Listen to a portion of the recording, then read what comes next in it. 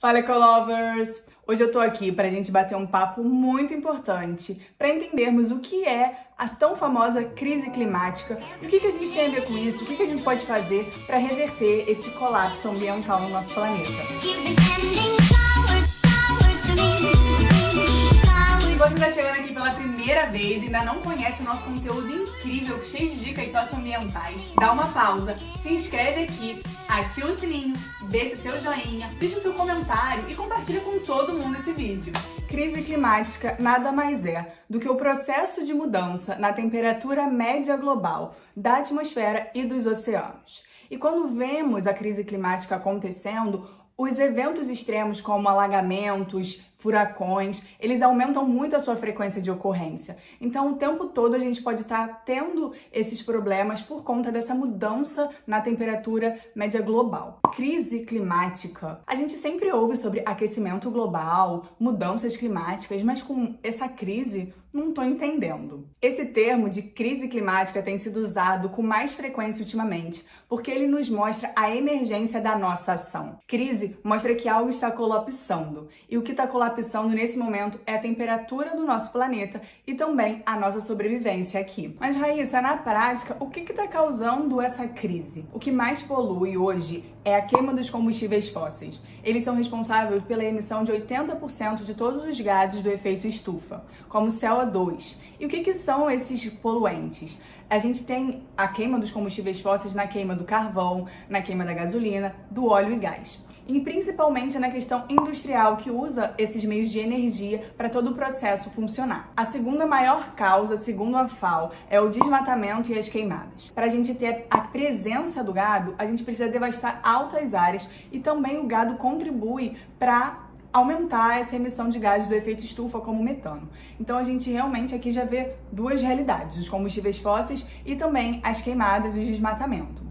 E de acordo com o relatório do IPCC de 2019, também tem uma causa muito relevante que contribui com 23% dessas emissões de poluentes para a atmosfera, a questão da agropecuária, do uso da terra pelo homem, de forma que está contribuindo, como eu falei anteriormente, para a emissão desses gases também. Quais são os efeitos dessas causas? O que está causando para o nosso planeta? Por mais que se trate de uma crise global, a gente já pode sentir na nossa pele os impactos ocasionados pelas mudanças climáticas. Quem nunca passou por uma tempestade que ninguém estava esperando, que ficou super surpreso, até mesmo os meteorologistas não entenderam de primeiro momento e depois vieram falar que foi por conta das mudanças climáticas. Quem também não viu um furacão em algum outro país sendo noticiado, como aconteceu em Porto Rico em 2017. Isso tudo já vem mostrando as questões das mudanças climáticas, esses impactos que vão acontecendo no nosso dia a dia.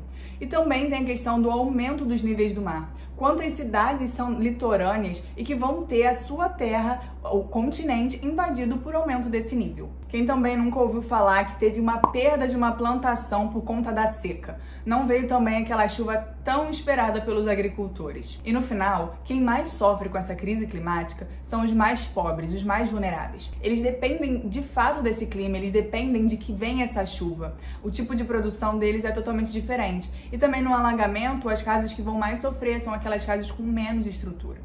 Então, no final, quando a gente fala de crise climática, a gente fala de crise ambiental e de crise social. Tudo tá no meio. E também no final a gente fala sobre economia, como a gente sabe que é praticamente o tripé da sustentabilidade. Depois que a gente entende o que é crise climática, o que causa essa crise climática e quais são os impactos negativos nas nossas vidas e na vida do nosso planeta, dá aquela sensação: quanto tempo a gente tem para reverter esse caos? O que eu posso fazer? Em relação ao tempo, uns estudiosos fizeram um relógio do clima que fica em Nova York. E lá eles fizeram uma contagem regressiva para mostrar realmente o quanto a gente tem para mudar, porque é urgente, a gente já está vivendo a crise climática, a gente já está passando por esse aquecimento global.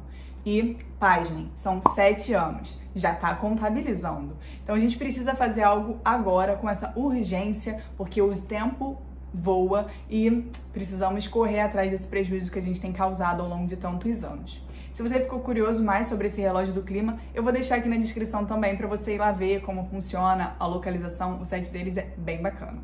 Existem diversas formas de a gente mudar e de fazer alguma coisa para frear essa crise global. Uma delas é que a gente pode deixar de usar o nosso carro com tanta frequência e dar preferência aos transportes públicos coletivos, a andar mais a pé, a andar mais de bicicleta. Uma outra mudança é de evitar o desperdício de alimento e reduzir a nossa produção de resíduos, daquele nosso famoso lixo. Porque através da decomposição da matéria orgânica e também de outros resíduos, a gente vai estar tendo uma emissão de gás do efeito estufa.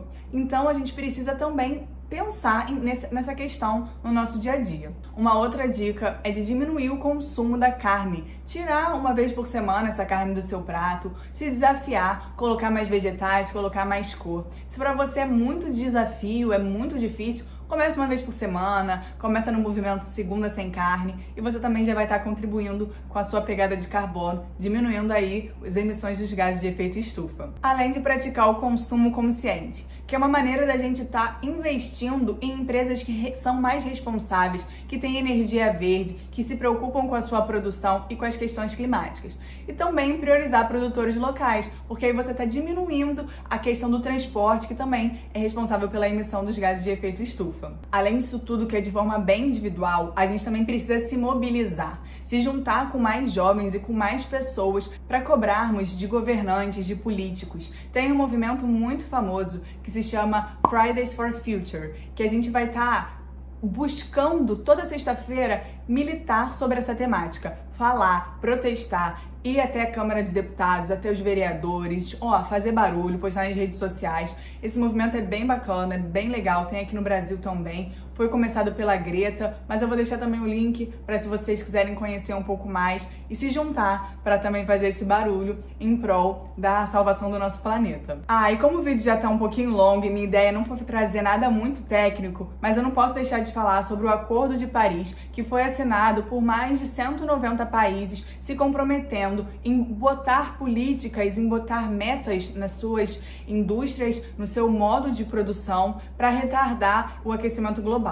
Então também vale a pena, se você ficar interessado em saber como funciona o Acordo de Paris, tudo isso que eu fui falando, tem um material didático e bibliográfico incrível aqui para vocês na descrição. Então se aprofundem, leiam, estudem, essa temática é muito rica, a gente precisa se mobilizar e através da informação é um meio da gente realmente começar a mudar. Eu espero que vocês tenham gostado desse vídeo, eu tentei trazer de forma bem tranquila essa temática e também te convido a mandar para aquele amigo que acha que não está existindo aquecimento global, que crise climática é balela. Manda, porque as pessoas precisam de informação para verem que a gente precisa agir. E o nosso agir precisa ser hoje, porque a mudança climática não espera não. É isso, gente. Espero que vocês tenham curtido.